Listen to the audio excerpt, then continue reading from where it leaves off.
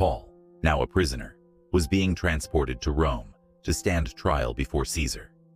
He boarded a ship with other prisoners, sailors, and soldiers.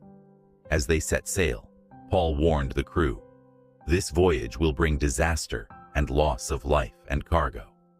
But the centurion in charge trusted the ship's captain over Paul's words.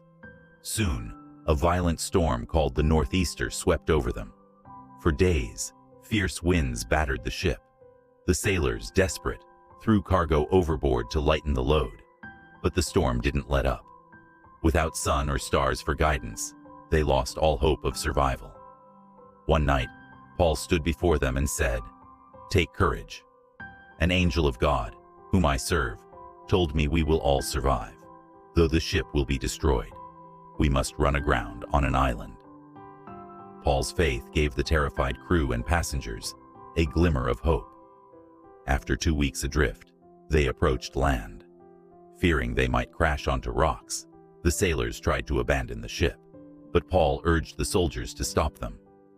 "Unless these men stay, you cannot be saved," he said.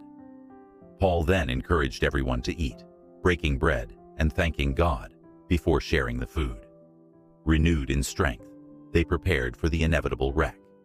As daylight broke, the ship ran aground on a sandbar, breaking apart in the surf.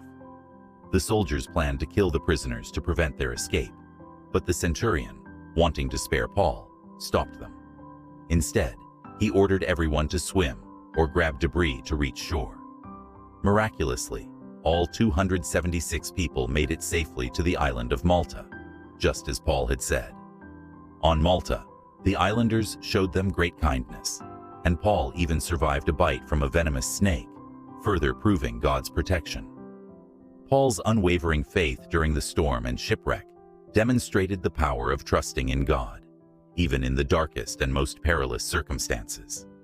His courage brought hope and salvation to everyone aboard, showing that God's promises never fail.